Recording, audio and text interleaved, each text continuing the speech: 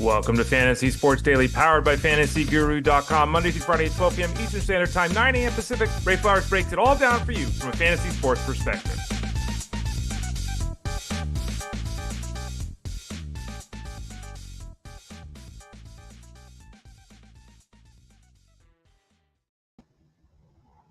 Good morning, everyone. Ray Flowers of FantasyGuru.com. Hope you're doing well on this Wednesday. Hope that you are getting prepared for Mother's Day. For those of you that celebrate it, it is this weekend. So keep that in mind. Don't leave mom out. Mom deserves, I think, in most cases at least, our props. So Mother's Day this weekend. Shout out to you, Mom, and to all your mothers out there as well, because pretty much all of us, we got a mother. That's how that goes. But look, I'm just realizing my camera's a little... I don't know how many times I can adjust this camera, and it can always end up somehow crooked. I look okay now. We'll go with it.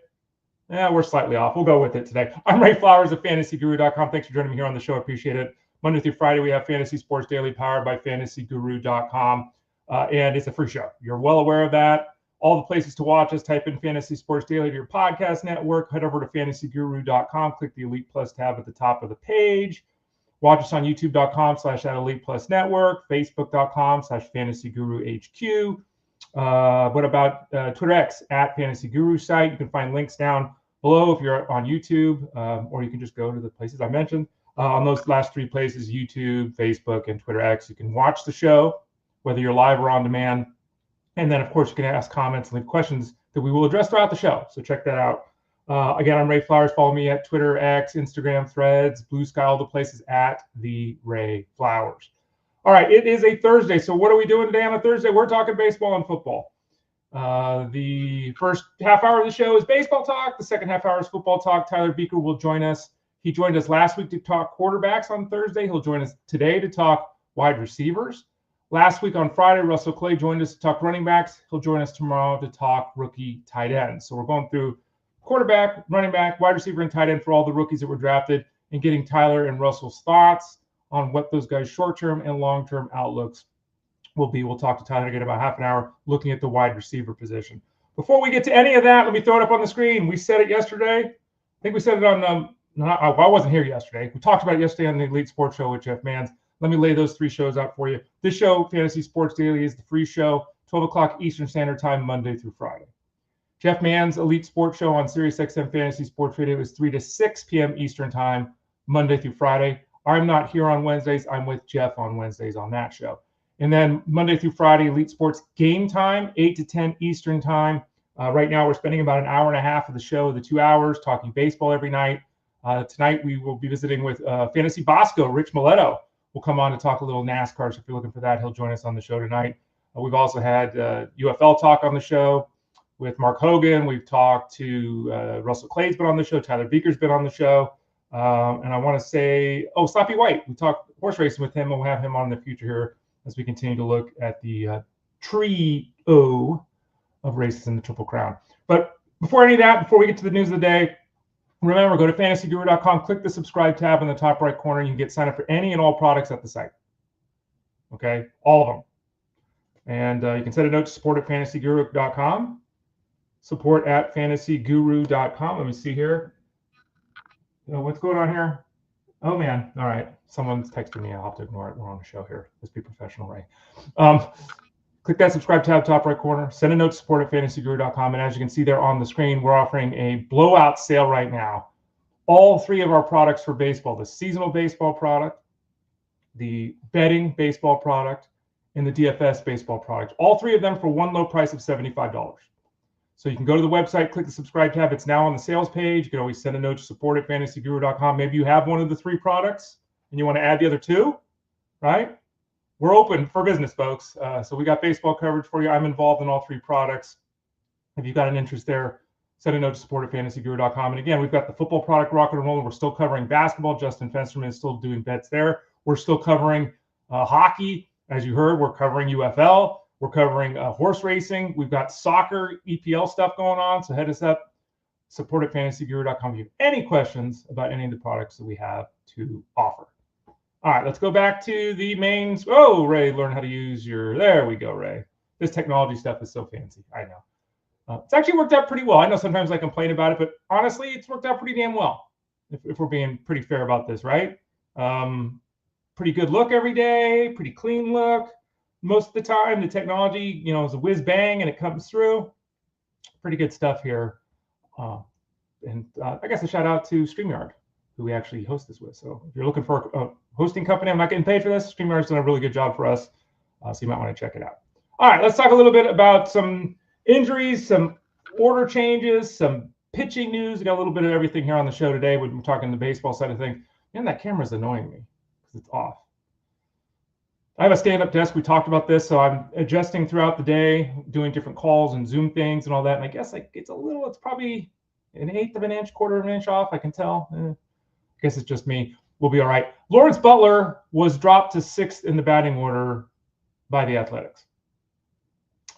Butler has struggled a little bit this season in the real world. In the fantasy space, he's been just fine, but he's not really been getting on base, and he hasn't been quite the consistent offensive performer the A's were hoping for. Meanwhile, they've got Jacob Wilson, and we've talked a lot about Jacob Wilson and the fact that Jacob Wilson, he profiles as kind of this prototypical number 2 hitter. Doesn't take a walk, but he slaps the ball to the field, always puts the ball in play, never strikes out, could hit 300 as early as this season. So the A's made a switch. They moved Jacob Wilson up in the order, and they dropped Lawrence Butler down. Now, dropping Butler down to 6th, that was the more surprising piece. Why is he hitting behind? Why will he be hitting behind J.J. Bleday or Miguel Andujar on a consistent basis? Ugh. So the A's are kind of trying to figure this out, right? They've got Soderstrom, they've got Kurtz, they've got Rooker, they've got Butler. These are significant potential power threats in this order. They've got Wilson to kind of set the table. We'll see how this plays out. I don't think that Butler sticks in the 6th spot. I could see, given his skill set, him hitting 5th. And that's, that would be less than ideal. It'd be fine. We're not going to panic or do anything crazy with Butler. But just something to keep an eye on, because as we talk about all the time, the spot in the batting order is really important, and it goes a long way to determining a player's value, either from the runs they can knock in, or the times of runs that they can go across home plate, the times they can score. Sometimes guys dropping down the order is not a terrible thing because they run more. So we'll see. But keep an eye on what the A's are doing. The good news right now is if you have Jacob Wilson, his stock is on the rise. Because not only is he playing and producing and doing a really good job for the Athletics, seems like he does have the chance now to do what we suggested with him earlier this season, which is establish himself as the 1 or 2 spot in the A's lineup. And if so, things get a lot more interesting with Jacob Wilson. Jonatan Clase was called up by the Blue Jays. Now, he's been a prospect we've talked about for a while now. He used to be with the Mariners. Now he's with the Blue Jays. At this point in time, it's not a lock that he'll be in the lineup on a daily basis or even be somebody we're talking about in 2 weeks. Might be demoted yet again. But he was hitting .315 in the minors, and he had 15 steals in 27 games at AAA. And I think, did he steal 80 bases one year? Let me look this up as we're talking here. He is somebody that you can dream on. Because there is a skill set here of a tremendous speed, a rather moderate hit tool. He's had 28 appearances at the big league level, hitting .230 with a 600, 590 OPS. Not enough time to look at this and feel like we have any confidence level in what his established production levels will be at the major league level. But he's a 10 home run guy who could steal 50 bases. He stole 79 bases in 2023. Stole 55 bases in 2022. Last year he was a slacker. He only stole 38 bases, but he only played 94 games. Bottom line is that, he could be a 10 home run guy at the big league level, stealing 30 plus bases. Maybe even more than that, maybe 40 or 50 if he's playing on a daily basis. Again, I'm not saying that's likely to happen. I think he's an AL only grab immediately if you're an AL only league. I don't know how many people play in those leagues anymore. They seem to be a dying breed. But Clase of the Blue Jays, the outfielder, just a note here. If you're hunting for steals and you're desperate, give it a shot. Again, he's basically replacing Stuart Burrow, who's been designated for assignment. So, kind of the last guy on the roster here. So we'll see how the Blue Jays use him, in the short term. Speaking of somebody that's in everybody's lineup, including his lineup, we got some varied injury news today. And I don't mean to hit on, we have to hit on injuries every day on the show because they're always happening. I don't mean to necessarily bash teams, but we're going to see a scenario today play out, which I think is more instructive than anything else. We'll have a scenario today with Teoscar Hernandez as an example of a player whose outlook is much improved from what we were originally told. And then we have another player, Noelvi Marte, whose outlook is much more in the toilet than we were originally told. I am not suggesting, I never really suggest this, I have off the cuff. I'm not suggesting that teams lie about injury. There's no benefit to lying in baseball about injury. If you're in hockey and you're worried about a guy, getting hit in the playoffs because he hurt his shoulder, okay, right? Now it's different I always love that. The guy gets slammed into the boards in hockey. He goes off the ice holding his shoulder, right? And then the next day it's like, well, he's questionable with an upper body injury. We know it's his shoulder, right? Okay. But I get that, right? Because in theory, you could play the guy more physically. You could try to bump him. Okay. In baseball, what's to gain? The guy's in the lineup or he's not in the lineup. Teoscar Hernandez, it's not like the pitcher is going to go there and not be prepared to face Teoscar Hernandez, right? He's not the number 9 hitter that plays every 3 out of 5 games, right? So I don't really get the advantage, but I don't know what teams, I don't know if teams don't. Did you guys catch this news with William Contreras of the Brewers? He hurt his hand. It's been hurt for a while now. It's been bugging him. So they run tests and they realize he's got a hairline fracture on his hand. Like he hurt his hand and William Contreras, the number 1 catcher in baseball, right? They didn't bother to really test it. Now, a lot of these stadiums, there's x-ray machines in the stadium. They have doctors on staff. Like this is not you or I that we got to make an appointment. It takes 6 weeks to see a doctor, right? So William Contreras, they didn't even run a test. They run a test. Oh my gosh, he's got a hairline fracture. He's going to continue to play through this, though this might explain why Contreras is not driving the baseball, because his hands hurt. Anyway, we'll talk about Noelvi Marte in a second. Here's the positive news with Teoscar Hernandez. He's got a groin issue. Dave Roberts came out and was very, this is going to be bad kind of thing, right? Well, now we're hearing he could be back in 2 weeks. So I don't know. I don't know what Gatorade he drank last night or what. But Teoscar Hernandez, this big human being, this huge human being, this uber athlete who hurt his groin and was going to miss 6-8 weeks, now is going to miss 2 maybe. Good news. We'll take it, right? You don't normally get good news when it comes to injuries in baseball. We'll take it. So there's a legitimate chance he's back before the end of May, which is great because we thought it was going to be June. The Dodgers will continue to try to piece this together. They call up Outman, who we talked about here on the show, and I think I wrote about at fantasyguru.com. I think I wrote about him, right? But Outman's going to be up at no actionable data there. But the Dodgers going to get one of their big power middle of the order bats back seemingly sooner than they expected. Now let's talk about Noelvi Marte. Noelvi Marte, who's had the up and down career, right? A year ago, he was a top 10 prospect in baseball. Then he got the suspension. Then he came into this. Then he returned to the field last year and wasn't any good. And then there was some injury this year. And then there was poor performance this year. And then he got demoted. Then he killed it at the minor league level. Then they brought him up to the majors. And he's been whiz-bang fantastic for the Reds. We get a report that this is 2 days ago. Terry Francona was talking to the media and said, yeah, Marte's going to be out of the lineup.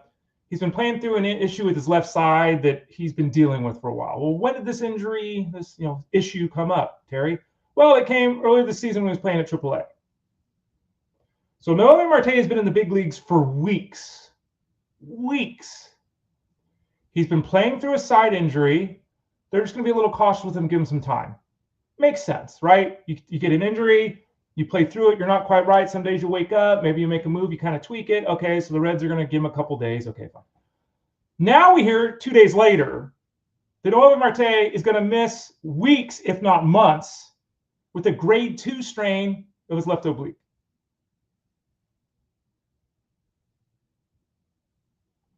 I mean, it's really hard for me to do my job, and it's really hard for you to be successful in fantasy. We can't at least get straight shooting from teams. Now, again, I'm not suggesting that Terry Francona is a liar. The team lied about that. I'm not suggesting any of that. But what I am suggesting is we were misled. An injury that he's been dealing with for weeks, it's no big deal, is now it's a grade 2 strain. Not a 1, a 2. So it's a significant strain. And he could miss up to 8 weeks. Did you see the report yesterday? I didn't have this on the list here, but did you see the Jazz Chisholm news? Remember after the game, the Yankees said Jazz Chisholm was fine? Remember after the game, Jazz Chisholm himself said he was fine? You remember how they said we don't think an IL stint's going to happen? Then they put him on the IL list, the injured list. And then they're now saying he has 3 tears in his lat. Remember, it was his flank. It wasn't even his lat. Like they tried to couch it. Well, it's not really his oblique. It's his flank. So the injury kind of shifted positionally. And then now there's 3 minor tears in it. Not even 1, 3. And I got to say this too, as someone who's been seeing doctors for, getting checkups and stuff. I hit my 50s, right? So I'm trying to be proactive and just, keep things going good and healthy and all that kind of stuff. And I'm fine in general. Makes me a little nervous with my doctors when these professional athletes who have millions and millions and millions, are they not getting good advice? Are we just not being told the truth? I don't know what's going on, but there's too many scenarios where, oh yeah, it's no big deal. Oh yeah, he's going to miss 2 months. Come on. Anyway, Noelvi Marte is down. Noelvi Marte is down, and I want to just point out something. I received a bunch of questions, not a bunch, multiple questions from folks about Reese Hens, who was promoted to the big league level when this injury occurred. Hens is not somebody that I'm picking up in mixed leagues. He's just not. You look at the way this team is constructed right now. The outfield's going to be Gavin Lux, Fraley, and Friedel. Those will be the guys in the outfield. On the infield, first base is Spencer Steers. Second base is McLean. Shortstop is Ellie De La Cruz. Third base is Santiago Espinal right now. Now remember, if you look at the Reds, they are inundated with injuries. Candelario is on the injured list. CES is on the injured list. They just lost Noelvi Marte and Austin Hayes. All 4 of those guys, when they're healthy, go back onto the 25-man roster. So a guy like Reese Hens, he's gone as soon as this team comes healthy. And remember, we got infielders hurt, we got outfielders hurt, all this kind of stuff. So be cautious. I say it all the time. If you hit, you play. So if Hens hits like he did last year when he started his big league career, okay. But I'm not recommending picking him up. I just don't see how he's with this team in 3 weeks. Unless all these other guys that are hurt and only going to miss 2 weeks end up missing more time. Corbin Burns, as we go back to the pitcher's mound, Corbin Burns positively had a shoulder issue. We heard he was going to miss some time. Now we're hearing he threw a bullpen session yesterday, and it does indeed look like what we heard 2 days ago, that he's got a legitimate chance to start this Sunday. Let me see this. Saturday. Start Saturday against the Dodgers. Now, this is a terrible matchup despite Teoscar Hernandez being out. We've got Corbin Burns, shoulder not quite 100%, facing the Dodgers. I'd be very reluctant to start him with any level of confidence this weekend. It depends on your setup, depends who else you can turn to, whether you actually start him or not. But that's not an ideal scenario to get him going. But the good news is the shoulder's okay, and he's online after throwing the bullpen session. Now, again, we could have a setback today or tomorrow they tell us about, but right as of now, 9:20 in the morning, Pacific Coast time on a Thursday, Corbin Burns is going to make the start on Saturday, which is really good news because we were concerned 10 days ago or a week ago, whenever the injury happened, that wasn't going to be the case. Good news there. Zach Eflin's got a lat injury. We know that. He's been on the injured list. Good news with Eflin is he threw a bullpen session yesterday. He felt well. Doesn't seem to be anything going on there with the lat. He's good to go. He's going to start this weekend against the Angels. So more positive news here. The Orioles desperately need to get a pitcher back that they can count on. Their pitching staff, especially the starting rotation, is a mess. Eflin's a huge part of their rotation. They obviously expect him to be their SP2 or 3 coming into the season, right? He's going to start on Saturday. If he's out there on the waiver wire, you're adding Zach Eflin. So find a way to make that happen if he's available on the waiver wire. Now, Robbie Ray, let's talk about him for a second. He had 1-run baseball that he threw last night against the Cubs. He moved to 5-0. He's the first Giant pitcher in their first. I think this was the stat. It was on the Elite Sports Show yesterday. We were talking about it during the break. I think Robbie Ray is the first Giants pitcher to go 5-0 to start his Giants career. 5-0 in 8 starts or less since Tim Lincecum did it. Interestingly enough, in the case of Robbie Ray, he's now 5-0 with the 2.8 ERA, and we've talked about him a lot. Ray has been, let me pull up his player card. He has been all over the place. I talked about seeing him pitch earlier in the season against the Mariners, and he just didn't ever really seem to feel right. Like he just didn't watching it, it was chunky, right? It was clunky, I guess is a better way to put it. He gave up 1 run in 6 innings. He walked 5 guys. Only struck out 2. It was terrible. But only gave up 1 run in 6 innings. And we've seen him do that a lot. He's got 46 strikeouts in 44 innings, does Robbie Ray. That's below expectations. And I would expect the number to tick upward in the strikeout column. The walk column is really bad. 23 walks in 44 innings is 4.7 walks per 9 innings. That is bad. And because his strikeout rate isn't high, his strikeout to walk ratio is barely 2-to-1. That is not good. So the fact that he is 5-0 with a 2.8 ERA is actually pretty heartening. It can be pretty scary on one side. Let's take a positive spin. It's pretty heartening because if you look at his efforts this season, he's allowed 4 runs a single time. Like So he's going to have to limit the walks more effectively, or the ratios are just not going to hold up. I mean, his ERA is 2.8, his expected ERA is 3.5, and his xFIP is 4.2, right? So we're not out of the woods with Robbie Ray, but my expectation is a little bit better control from him, a little bit better strikeout rate for him, and he ends up continuing to be a usable piece. As I stated in the preseason with all of you, Robbie Ray's on my teams all over the place. I thought he was a good addition given the draft day cost, so I added him myself in a bunch of leagues. Hunter Greene last night was injured while we were on the SiriusXM Elite Sports Game Time show. Again, that's 8 to 10 Eastern, Monday through Friday. We were following Hunter Greene. We were talking about him, and then like 3 minutes after we were talking about him, he hurt himself on a warm-up pitch. He was removed with a groin injury. For those of you that didn't see the video, he threw a couple warm-up pitches, just didn't feel right, and came off the field. There was no grimacing. There was no grabbing anything. There was no falling over. There was nothing, he didn't have to lean on anybody walking off the field. He just tweaked it from the looks of it. Now, they're going to run an MRI today and find out what's going on, and we'll see. Apparently, Greene felt like a tug or a grab and not a pop, which is obviously significant because we're hoping that this groin issue is more of a strain. If you feel a pop, which I have felt before, it's really disconcerting to feel I had it in my back. You're like, oh crap, that's not right. That's potentially good news. Now, again, I'm not a doctor. I haven't run the MRI. Everything sounds great with Greene. Maybe he makes his next start. Maybe he skips one start like Cole Reagans. That's the hope. He might also miss 4 to 8 weeks. So we'll have to wait to see pins and needles right now, because right before the injury happened, we were talking about Greene and how good he had, like 6 strikeouts in 3 innings. And I said, maybe this is the season he makes 30 starts and vies for the Cy Young Award. Maybe this is it. And then literally minutes later, the groin injury happened. So we'll all hold our breath here, because obviously if you've got Greene on your team, there's no replacing him on the waiver wire. There's no replacing him in a trade unless you blow your team up. And he's been spectacular. He's been leading your rotation, right? So we'll keep our good thoughts here for Hunter Greene. Dylan Cease, an hour later, Dylan Cease went down with an injury. Now we're hearing he walked off the field with the trainer. We were thinking something with his hand. We were all kind of guessing. It wasn't very clear. We're hearing right forearm cramp. Now we know when there's anything involved with the forearm, it's often a sign that something's going on in the elbow. There's been a lot of cramping. We were talking about cramping on the show last night too. There's been a lot of guy eat a banana, right? Like get some potassium, drink some Gatorade. But they're saying right now, the Padres, that it was a cramp in his right forearm. Okay, well, Cease has proven year after year that he's able to throw innings. His mechanics are very smooth. He's not a herky-jerky kind of guy. Let's give him and the Padres the benefit of the doubt, but this is something to keep a very close eye on. Cease overall has been below expectations.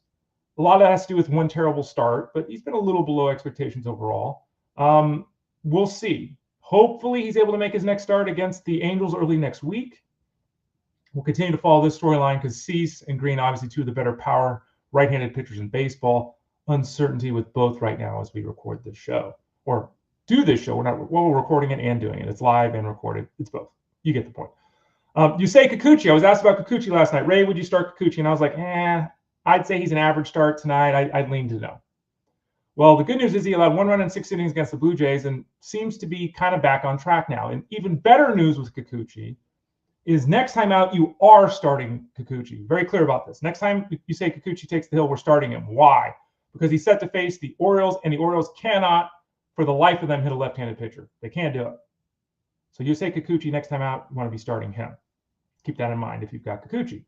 Let's see here. A couple more storylines. Kodai Senga continues to pitch very effectively. Senga is he's 6 innings. Let me put up the notes. 6 innings against the Diamondbacks. Shutout baseball. His ERA is 1.16. His WHIP, I think, is the same thing. He's pitching very, very effectively in the ratio categories. Beware that we do have some Robbie Ray-ness going on here. His strikeout to walk ratio is about 2, which is way below the league average, which is way below where we want any of our pitchers to be. That is something that has to adjust itself. But having success against the Diamondbacks is significant. That's a very good hitting lineup. They tend to mash right-handed pitching as well. So that was an impressive effort from Senga. Way more positive than negative with him to date.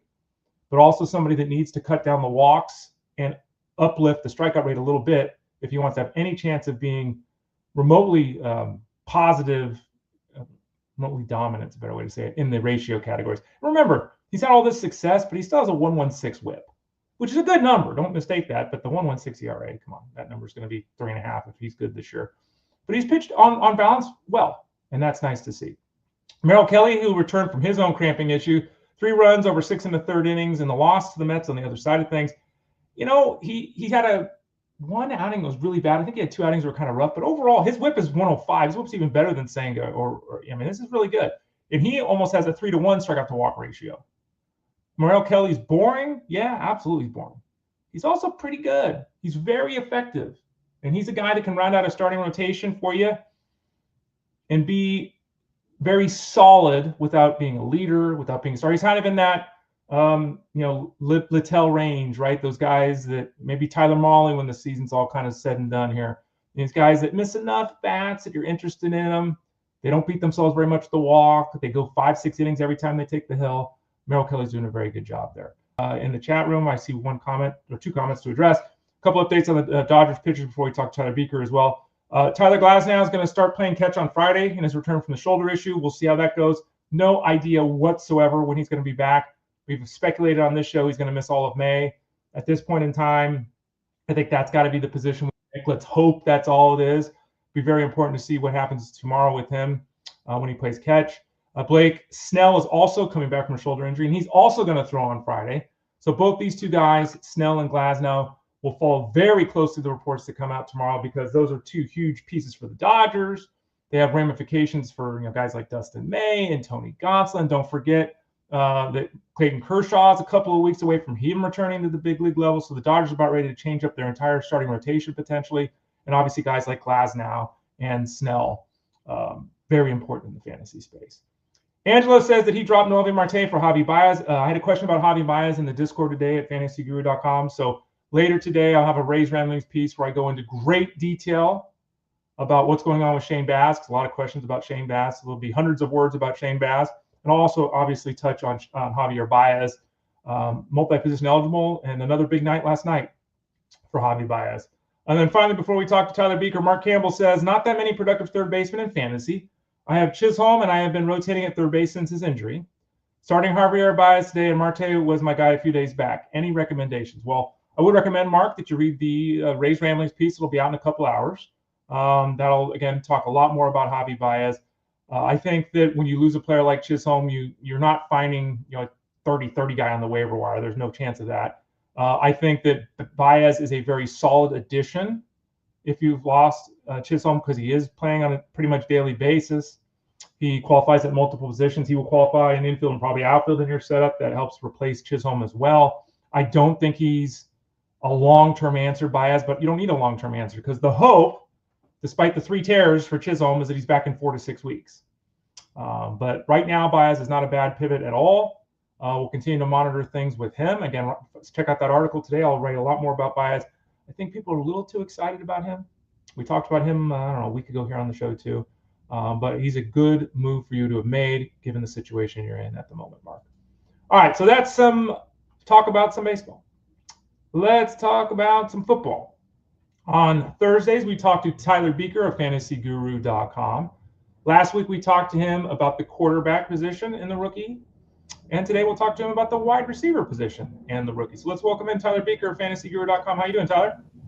Doing great, Ray. Excited to be here and to chat some ball, especially the wide receiver position. One of my favorites. Yeah, I tailored it for you, Tyler, because I figured you'd probably rather talk about that than tight ends. I gave tight ends to Russ, so Russ can enjoy that. Before we dive into any of the stuff here, I saw a really cool picture of Aaron Jones on social media. You can follow Tyler, by the way, at Tyler Beaker, and you can see his name there on the screen, Buecher, at Tyler Beaker on Twitter X.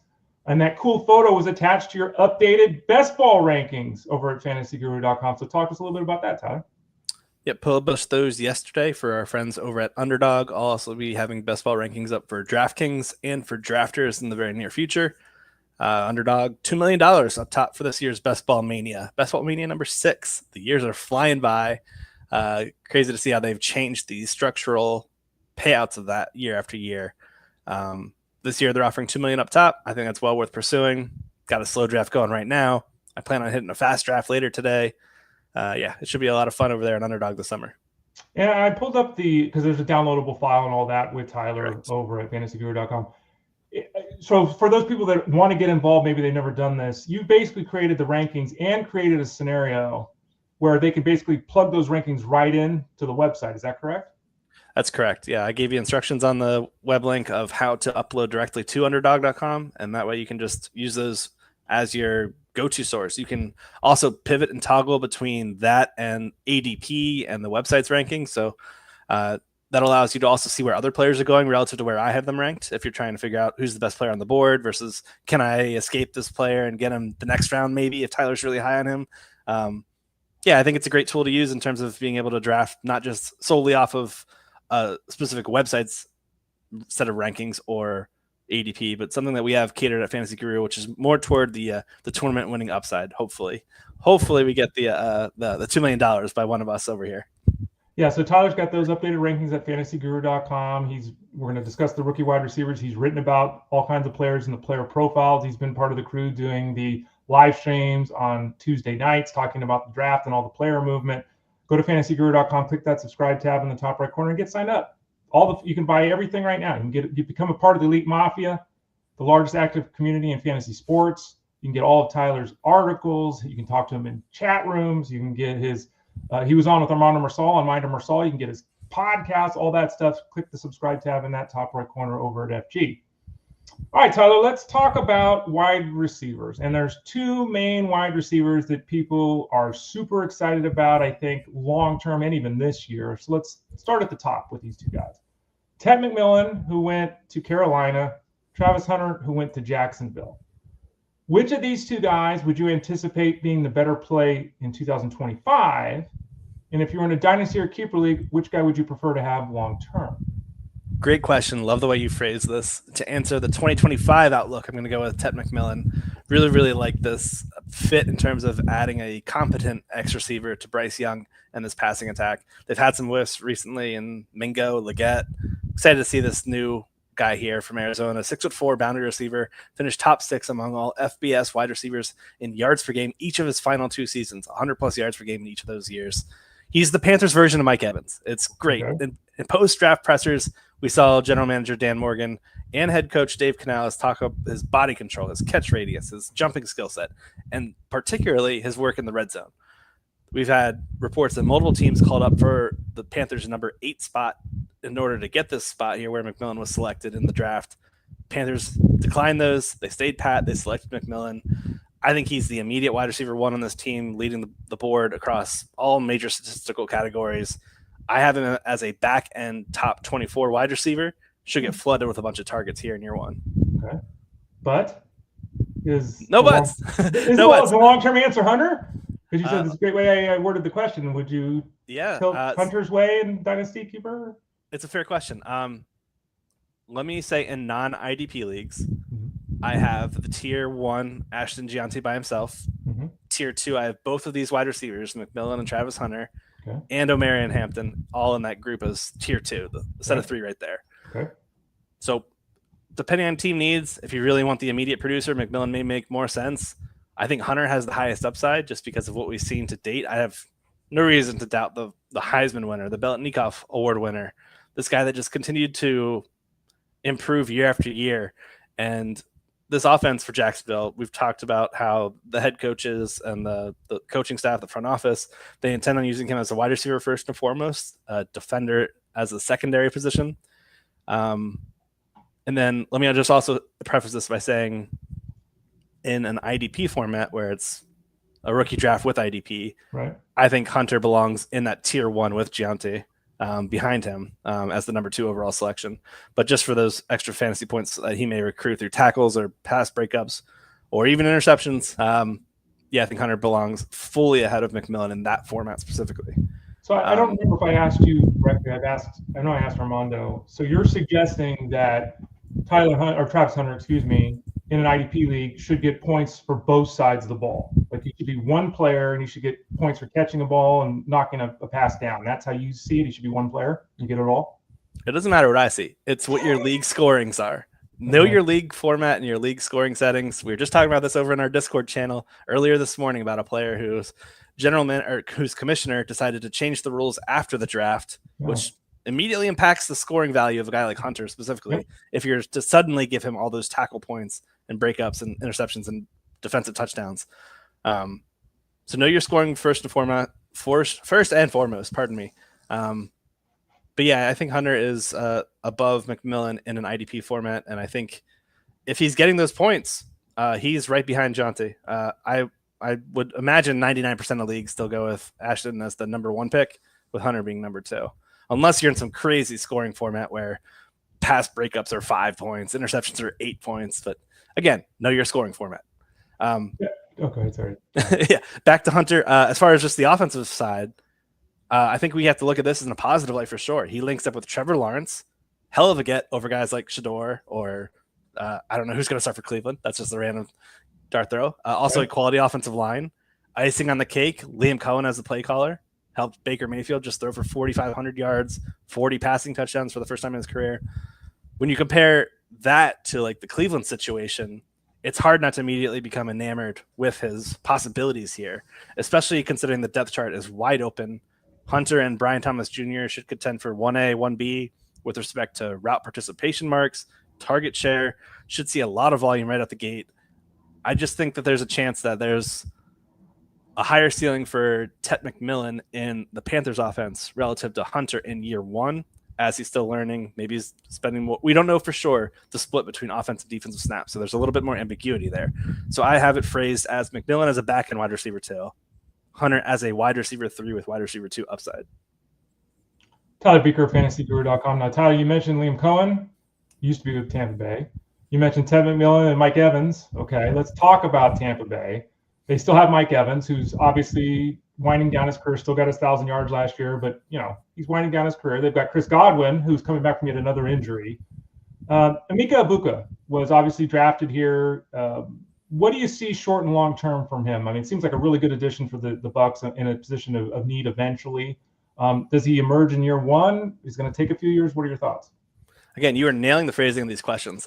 General Manager Jason Light said this pick was for the present and for the future. So it kind of answers both those. Mike Evans entering his age 32 season, final year of his contract, battled hamstring injuries on a near annual basis. Chris Godwin also missed playing time last year. Not the first time he's done that. He's only played 1 full season over his last 6. So when I look back to when both of these wide receivers were injured, there was a point last year from weeks 8 through 10, both these guys were off the field. The leading target getters at the wide receiver position during this 3-week span. You want to guess? Oh boy, is it bad? I want to say one of them's got to be McMillan. Is it McMillan and Shepard? I don't know. There's Shepard, yeah, Sterling Shepard and Ryan Miller. We're looking at jabronis here, led by K-Dot and the running backs. So I think when this general manager looks back to that period of time and thinks those were all 3 losses, they were all 1-score losses. Just imagine a more competent receiver out there on the field. And Egbuka, a 5-star prospect, set the record for most receptions at Ohio State, which is really notable given all the round 1 rookie wide receivers that have come out the last, 5-6 years. Yep. Brian Hartline's got a pipeline going right there. I just think Egbuka is just a fantastic receiver that can be a fantastic pickup in rookie drafts right now for teams that are contending. He's generally going in that 109 to 112 range. So if you're contending right now, I think he's a great pickup for a guy with top 20 capital. 2025 outlook, I'm expecting him to be not just a slot pigeonholed receiver. I think he'll be an inside-outside guy, but he's probably more in the wide receiver 5 range / bench status over like a flex option.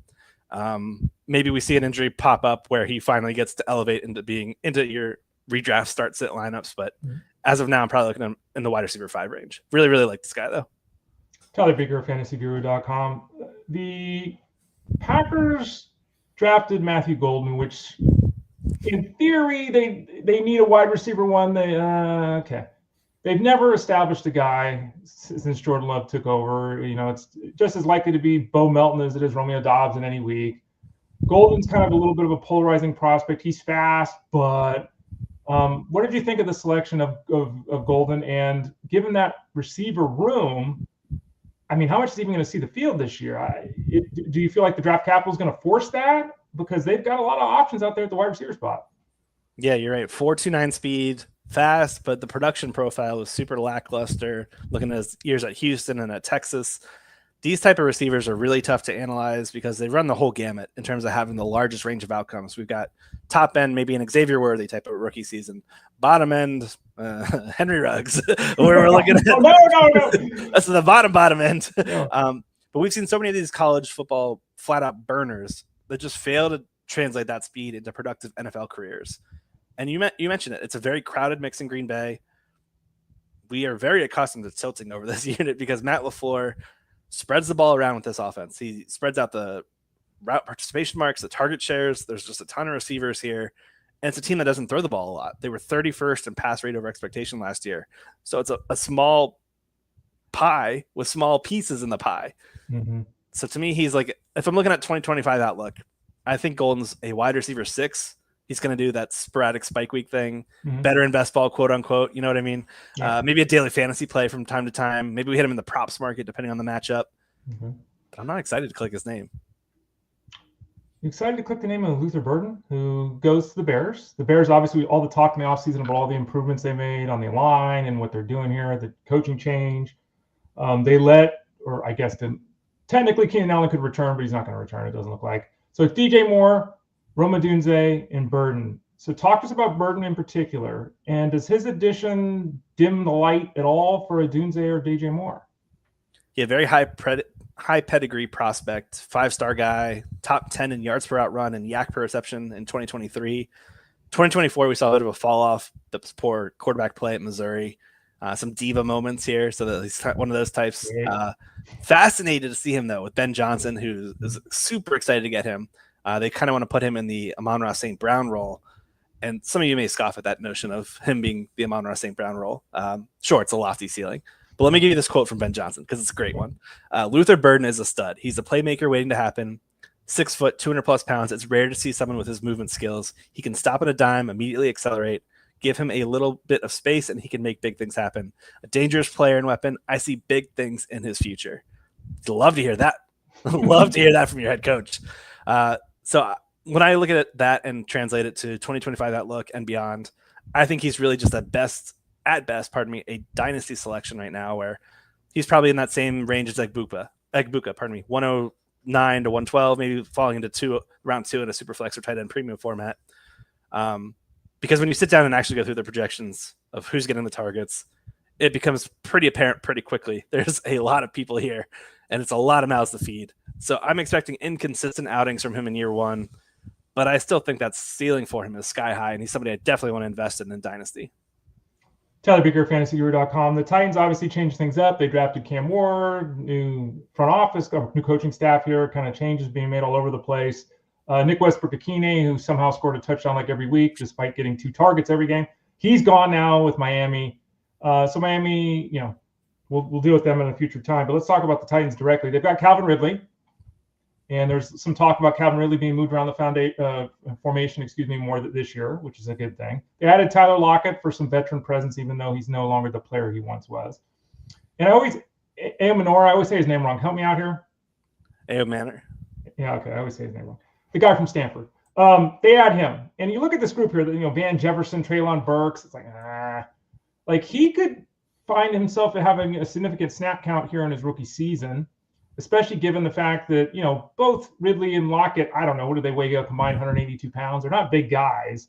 So talk to us about the youngster here out of Stanford. Is he somebody that, could get some run here, 6'2", 210? He's got a little bit of size in the NFL. Yeah, he's that prototypical X receiver, really strong athleticism score, a 9.56 RAS, a relative athletic score. I thought of a 10.0. He was a pre-draft favorite of mine, just fell to the 4th round. He was also the 3rd pass catcher selected by the Titans in the 4th round specifically, but I think he has the highest ceiling here. He's just a guy that had great traits in terms of what we look for as a prospect. We just didn't really see that translate to on-field production a ton in Stanford's heavy RPO system. But yeah, it's a very unimposing group in terms of the depth chart here in Tennessee. I think he could easily climb to the top by the season's end. The problem is, when does that occur? I think it's season's end. I don't think it's going to be early. Right. Ridley, Lockett, both on the wrong side of 30. They'll play for the 1st September. Do they go into October? Do they go into November? When does that finally come to fruition of them eventually getting banged up or whatever? So for me, I think Ayomanor is probably a better dynasty stash. He's off my redraft radar entirely. Outside of some best ball tournaments, best ball tournaments only, where we're stacking Titans, where I think it makes sense to go with a Ward, Ayomanor play for maybe we get lucky in week 16, week 17, and these two connect for some big plays. Tyler Beaker of fantasyguru.com. Let's talk about the situation with the Texans. Tyler, the Texans have Nico Collins. Great. They added Christian Kirk. They need somebody to catch some passes. They can use him out of the slot. Okay, fine. Tank Dell, I mean, it seems pretty certain he's not going to play this year. His future is obviously in great doubt. Small guy that needs the speed. His knee was destroyed, and we'll wish him well and hope he gets back to the NFL level. Jayden Higgins and Jaylen Noel. So a couple of receivers here for the Texans. And the Texans, you know, when you're running John Mechie and Justin Watson out there, like, okay, they needed some depth here. They got it. Do either Higgins or Noel excite you or intrigue you for 2025, or are these more long-term plays for the Texans? Yeah, split answer here. I think Higgins will be an immediate producer here, but he's right up there with Nico in terms of like that 6'4", 215-pound wide receiver. To me, it gives Stroud a pair of really tall rebounders. And I talked about RAS, relative athletic score, 9.92 for Higgins. So he's not just the slow, archaic type of like the Mike Evans guys that aren't athletic. He's got hops. He's got speed. Just 3 drops and 209 targets his final 2 years at Iowa State. Sticky hands. I like Higgins quite a bit. I think he can be the immediate upgrade over Tank Dell. And what an upgrade, going from like 5'9" Tank Dell on the outside to Jayden Higgins, a towering 6'4" guy. He's also going to see a lot softer coverage with Nico drawing the top defender and man coverage looks, adding the change at offensive coordinator with Nick Caley. And I think we see this pass game take a step forward after what I thought was a step backwards in 2024. Nico's fantasy status, he remains locked in. Love this dude. Top 12 fantasy asset. But last year, when we look specifically at Tank Dell and Stephon Diggs, there were some wild fluctuations in the week-to-week performances. Tank finished the year averaging 10.0 fantasy points per game. Wide receiver 48. That's fine. That's okay. Not a needle mover. I kind of think Higgins has that as like his baseline. I don't know if I want to say he'll exceed it, but I feel like that's about an accurate expectation for a rookie wide receiver entering an offense where there could be some battles for, is he the third target behind Christian Kirk? How healthy does Christian Kirk remain coming off injury? Does he get any kind of setbacks? And then we look at the contingency value of Higgins. Like, what if Nico were to go down? I mentioned the 1-for-1 size comparisons. Higgins could be, I don't know. I just think he's a great click. I think he's a great dynasty selection. I think he's a great redraft selection. He's kind of right now in that wide receiver 5 cusp for me. But I think the range of outcomes for him, very, very large. And the ceiling for him, immense. As far as Noel, I love this dude. I think he's a film favorite of many. The problem is, I don't think we see the impact in 2026, barring a Christian Kirk injury, who we got to keep in mind Christian Kirk was on a 1-year deal. So there's a chance that we just view Noel as a depth piece for now. But he could be a really, really strong dynasty asset a couple years down the road. So I like both these guys, but give me Higgins for sure in year 1. By the way, just a personal question for you. Do you feel like CJ Stroud and would rather throw the ball to me because I'm about 6'4", because I know Russell Clay is like 5'9"? Do you feel the sense that you feel the difference when you do shows with us? Are you more impressed by my physical presence than with Russ? Absolutely. It emanates through the screen. I totally get it. Yeah. Yeah, but I am about 6'4", folks. People don't realize that. Not a short guy. Emanates through the screen. I like that, Tyler. I knew I liked Tyler Beaker of fantasyguru.com. Hey. Let's talk a little bit about the Raiders. A couple teams in the AFC West before we finish the interview here today with you, Tyler. And Tyler, again, joins us every Thursday at about 12:30 Eastern Standard Time.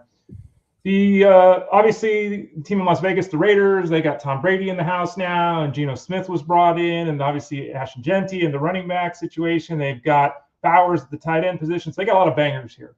And Jacoby Myers has become an 80-catch guy every year, and he's a fine wide receiver 1 for an NFL team. He's not a star, but he's fine. They realized, the Raiders do, that they got a problem with the depth chart here, and they needed to do something. So Jack Beach was the guy they added this year. What do we got? And is he going to have a significant role in 2025? Yeah, you talked about the outlook. I also want to mention there's 174 vacated targets up for grabs, top 5 in the league. Bech feels a big need for me here. He's a 6'2" outside receiver, kind of played a little bit of inside, a little bit of outside during his times throughout his LSU/TCU career. Plus route runner, very sticky hands, the MVP at this year's Senior Bowl. Both Pete Carroll, Chip Kelly, head coach and offensive coordinator now for the Raiders, really were super high on this guy. And it wouldn't really shock me if we saw a passing of the torch of number 2 passing target behind Brock Bowers. We'll keep him firmly number 1. But passing the torch from Jacoby Myers over to Jack Bech, because Bech just has that inside-outside ability. I think he's a wide receiver 4/wide receiver 5 option right now in redraft. I'd be comfortable taking him as like a top 50-ish selection, maybe top 55. I think he's a good pick right now. This is a team that wants to run the ball, sure, but I don't think they'll be able to every single game for the full 60 minutes. So when they throw, I think Bech will be an immediate producer. So Bech, it sounds like you're kind of bullish here. If we're expecting 8 targets to Myers, and we're expecting 8-10 targets to Bowers, are you expecting this team then to throw it 35 times a game because they're just going to be in catch-up mode a little bit more, or is it going to be a very narrow top of the pecking order in terms of the pass catchers? Well, I think that could be a variable goal for the targets for Myers. It may start out as 8. Okay. By November, it could be down to 4 to 6 range, with them going in favor of Bech. Okay. Keep in mind, Bech, over 75% of his receptions either went for a first down or a touchdown last year. This guy was hyper productive. So I think he will be a very, very fantasy-friendly and chain-moving friendly option for Geno Smith here in Las Vegas. And the final team to talk about in that division, the Los Angeles Chargers. The Chargers obviously have Ladd McConkey, who was great in year 1. Mike Williams is there, but we know we can't trust him to stay on the field. And then it's Quentin Johnston, who was better last year, but still, So they draft Trey Harris. 2 is Trey Harris. Is he going to play in 3 wide receiver sets immediately? Is it going to take an injury to Mike Williams? Is he going to be the number 2 target at the wide receiver spot for the Chargers? Kind of how are you seeing things with the youngster? Yeah, I think that'll be something that plays out in OTAs and training camp, because I just read a report earlier today that there's a chance that Harris could be on the inside with Quentin Johnston on the outside looking in, which wouldn't really shock. Right. I think the Chargers kind of have a type in terms of the outside receivers they go for. Right. Mike Williams brought back, Quentin Johnston. They're the type of guys that can make some big plays, but they're very, very high in the contested catch mark department. And Trey Harris was right up that alley as well. This dude had 45 of 93 of his targets were caught for contested catches. That's just a lot. 93 contested catches over your career is a lot. He was also insanely productive this past year. Injuries limited him to just 8 games, but he averaged 128.8 yards per game, 5.12 yards per out run during that span, which again, just want to make sure we're clarifying it was only 8 games, but 5+ yards per out run is in another stratosphere. We don't talk about that. Right.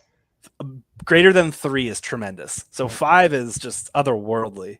But the high contested catch rate really just reminds me of Mike Williams and Quentin Johnston.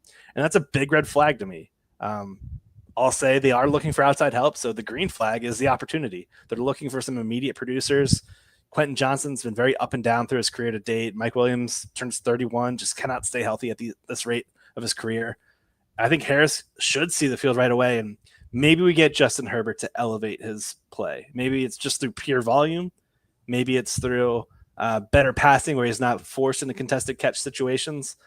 But at this time, I'll say Harris is not really a priority click for me.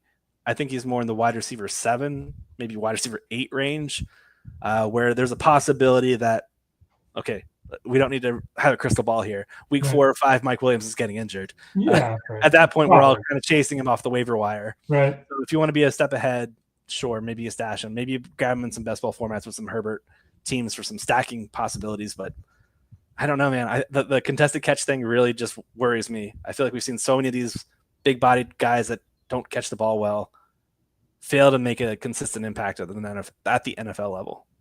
By the way, just a final question on Herbert. Herbert was really good last year.